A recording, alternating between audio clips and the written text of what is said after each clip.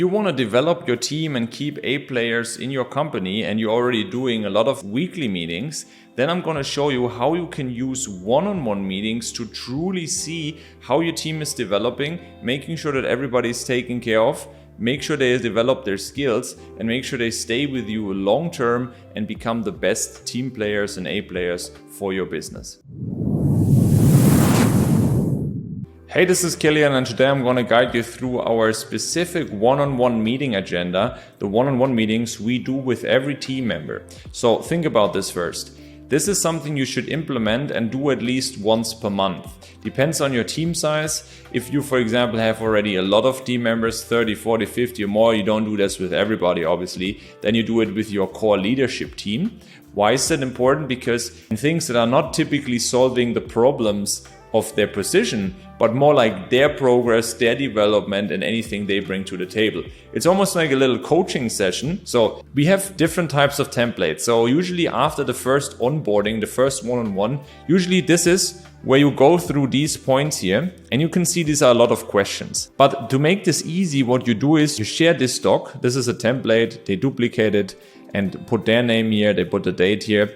And then they go through this already by themselves. And then all you gotta do is you talk through this together on the meeting, but it's already filled out. So it saves massive time and you just see where there are any issues. So you go through if they finish the onboarding, if they are clear on the vision and values, if they are clear on the expectations. You should set all of that up for the onboarding, the holiday, the time off. If they have any feedback about the onboarding, how it can be improved. What we usually do on a monthly basis, talk about the values again and the expectations.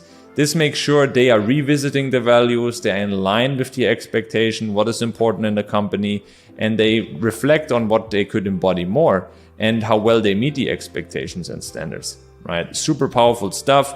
It reinforces the value. You have a short conversations. You can then say, hey, looks, you did a great job on this value. You took full ownership always. You took action.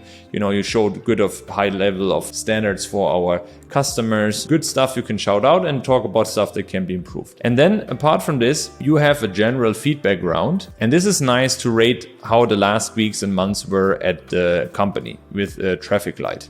And then they, oh, great, some issues or total problem. And then they talk about this. Then they should write down what went well and wins, what excites them, but also what worries them and any obstacles they have. And so this is quite simple. They just fill it in here and write it out like this. You just once record a Loom video on explaining them how they do it. And then it's simple. And then before every meeting, we have these once per month. Then actually they go ahead and fill this out by themselves. Then connection to the team, that's actually for remote teams very important. Then if they ask for feedback and give feedback as well for the feedback culture and anything they need help with. This has most of the things you need. Wins, what's great, what worries them, any obstacles. So that gives plenty of room to then on the call, which should take maybe 30 minutes, it's enough, talk about the most important topics. Not all of them. But you will see as you go through it together, oh yeah, we need to talk about this. That's an issue, have them have a chat about it with you and solve the topic.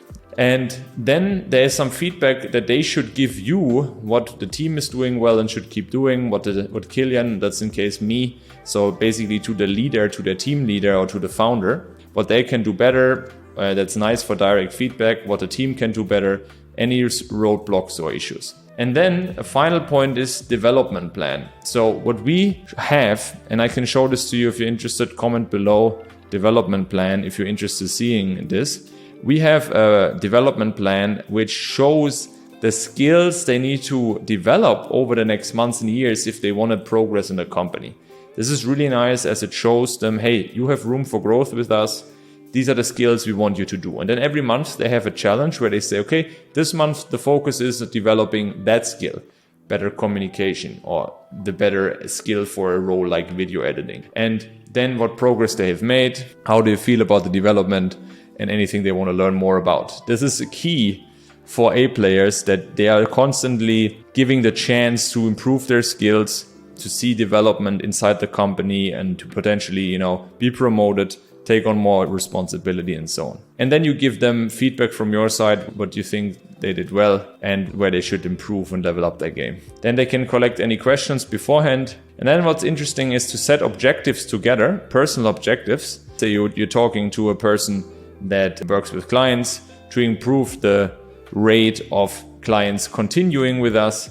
And then you say key result would be next month that 3 out of 4, 75% of them continue. So you say like, what's the objective and what's the key result, how it can be measured. And then you revisit this next month. This is more like a personal objective that this person is responsible for in line with their role. And then you have always this accountability every month to see how they've been progressing there.